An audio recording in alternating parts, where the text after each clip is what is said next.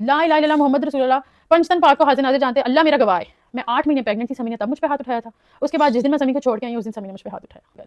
2 दफ़ा समी ने मुझ पे हाथ उठाया और समी मुझे इतनी गालियाँ देते थे, इतनी गालियाँ देते थे अपने पेरेंट्स के सामने, इतनी, मैं वो गालियाँ यहाँ पे बयान नहीं कर सकती, मैं आपको नहीं बता सकती। अपने पेरेंट्स के सामने, अपने छोटे भाई के सामने मुझे इतनी गलत गालियाँ, मेरे पास को घसीटना, तुम तो ऐसी थी, तुम तो वैसी थी, तुमसे किसी ने शादी नहीं करनी थी, तुम तो सड़क छाप लड़की थी, तुम नाचने वाली थी, 2 टके की तुम टिकटॉकर थी।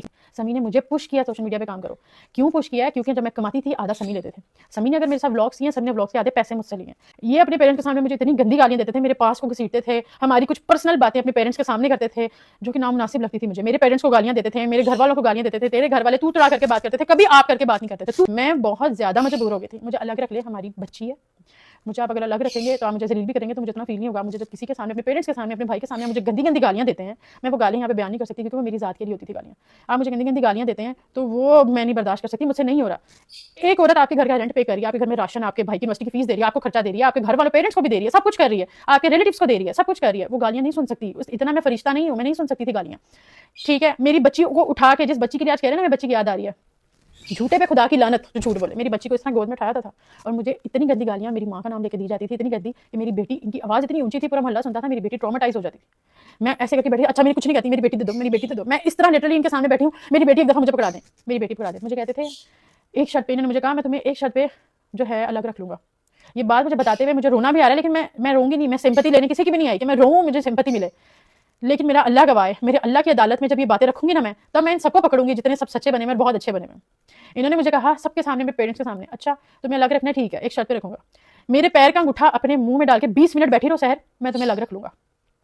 आप यकीन करें, मेरी अगली बात पता क्या थी? मेरी अगली बात ये थी, अल्लाह की कसम खाया मुझे अलग रख लेंगे, मैं डालूंगी अंगूठा। सहर हयात फूट फूट कर रो पड़ी। कहती हैं समी रशीद इतना मारता था कि बेटी बिलक बिलक के रो पड़ती थी। समी रशीद की वो हकीकत जिसको जानकर आप हैरान हो जाएंगे। इसीलिए कहते हैं कि लोग बेटियों से नहीं बल्कि बेटियों के नसीबों से डरते हैं। सहर हयात ने जो कुछ बयान किया उसके बाद यकीन करें समी रशीद जैसे लोगों को फांसी और सूली पर लटका देना चाहिए। सहर हयात की सारी बातों में मुझे एकदम सच्चाई नज़र आई और इतना मुझे अफसोस हुआ कि एक घटिया, मोटा, जाहिल, बदतमीज़ इंसान जिसे ख़वातीन से बात करने की तमीज़ नहीं है और अपनी बेटी का भी लिहाज नहीं है, वो गालियाँ देता है। और ये बात हमारे सबके सामने है कि समी रशीद साहब कुछ नहीं करते, वो सिर्फ़ एक फारिग बंदा है। और सहर हयात को ही हम जानते हैं सोशल मीडिया पे। कहती हैं कि हर बात के ताने दिए जाते थे, सोशल मीडिया पे काम करो, मुझे तोहफ़ दो, गिफ्ट दो, तुम कुछ नहीं कमाती हो।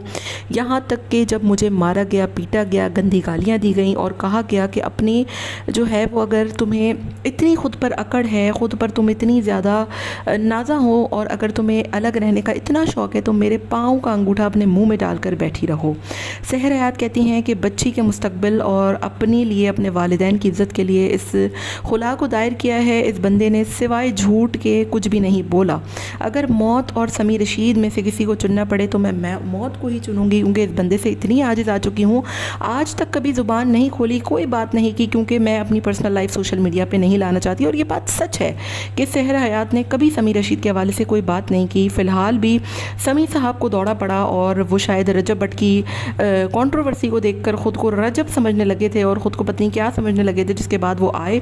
और मैं कहती हूँ कि सहर हयात ने बिल्कुल ठीक किया, बल्कि अब इस पर 5-6 केसेस ठोक कर इसको न सिर्फ सूली पर लटकाना चाहिए बल्कि इसको चौराहे में खड़ा करके इतने चित्थड़ मारने चाहिए कि ऐसे जितने भी दुनिया में मर्द हैं ना, उनको इस बात की अकल ठिकाने आ जाए कि ख़वातीन को गालियाँ नहीं दी जाती, ख़वातीन पे हाथ नहीं उठाया जाता, बल्कि उनको इज़्ज़त से अपने घर की इज़्ज़त बनाया जाता है। समी रशीद जैसे लोगों पे न सिर्फ लानत देनी चाहिए बल्कि आप तमाम ही लोगों को, ऐसे बंदों को अनसब्सक्राइब करके इनको चित्थड़ मारने चाहिए जो ख़वातीन पर हाथ उठाते हैं।